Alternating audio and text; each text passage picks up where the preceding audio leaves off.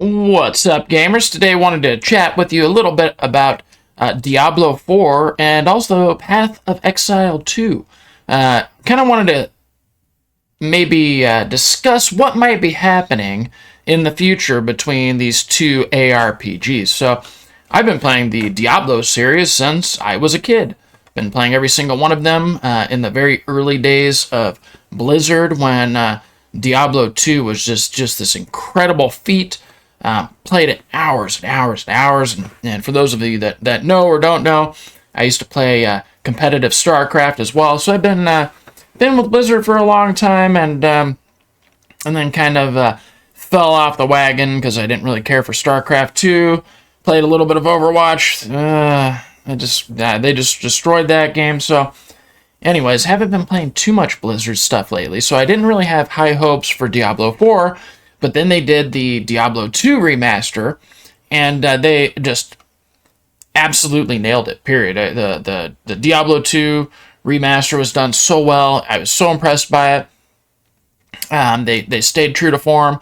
And then, of course, Diablo 3, I didn't like it. It was just too cartoony. It was like, this is Diablo. This isn't Pokemon or whatever, right? It's supposed to be dark. It's supposed to hit hard. It's supposed to be grim, it's supposed to be cool looking, and we've got enough cutesy wootsy stuff, right?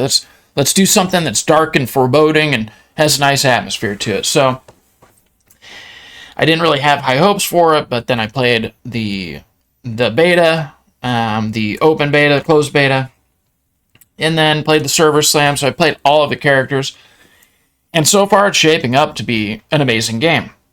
So the only thing that is going to be in question now is two things, really. It's going to be, number one, what is the end game going to be for Diablo 4? So, like, when I played Diablo 3, played through it once, put it down for a while, and then I was like, yeah, I'll try it again.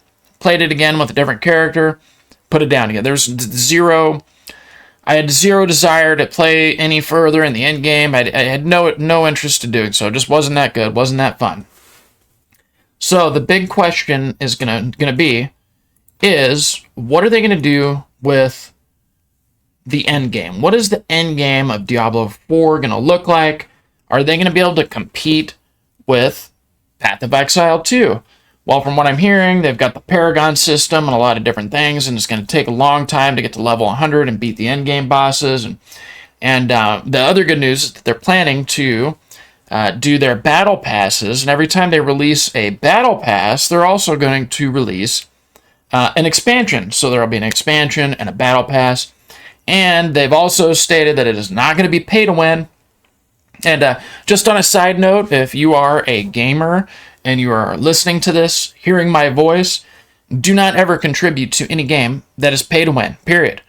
If we stop spending money on pay to win nonsense, they will stop doing pay to win nonsense. That's why they keep getting away with it. That's why every single mobile game that exists, 99.9% of them, are total garbage because they're all pay to win. None of them are, they're just not worth the time and effort.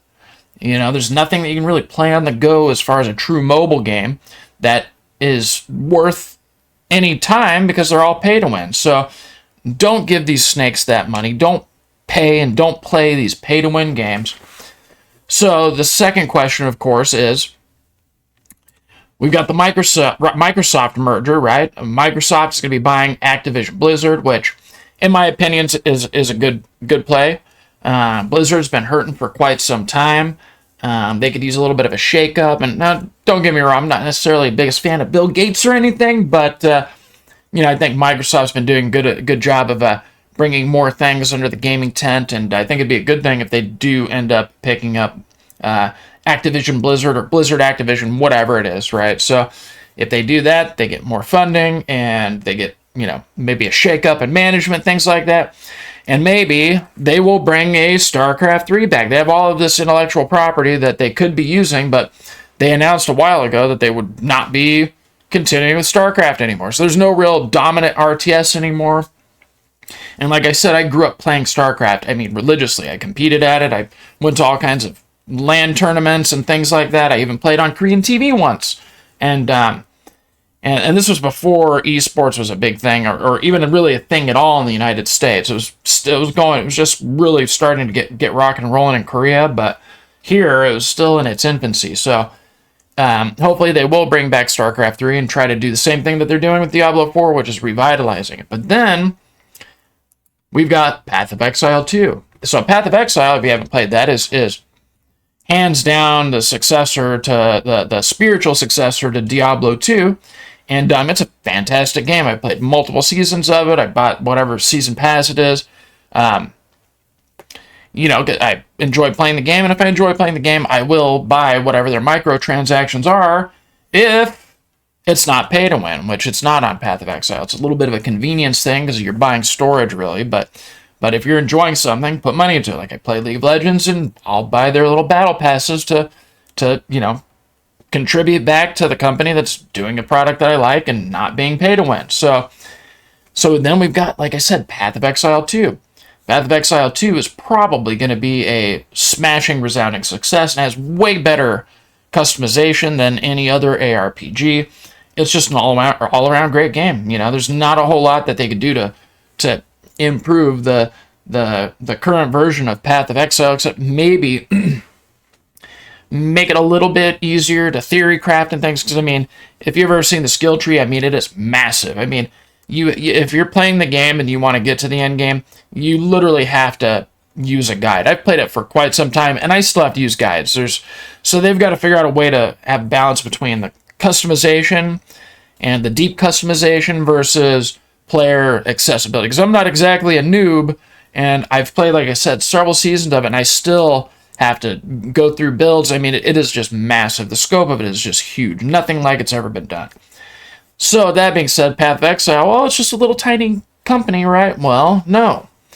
Because Tencent, which is the biggest gaming company in the entire world, a Chinese gaming company, they've got a hand in just about everything.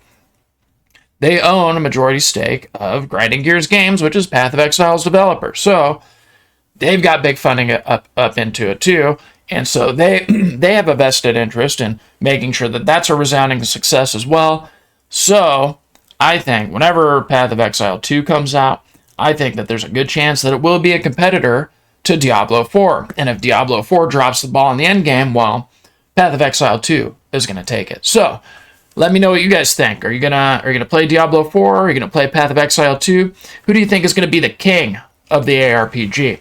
Appreciate you guys tuning in. If you haven't already, hit the subscribe button, hit the thumbs up button, and check back soon for another video. Take care.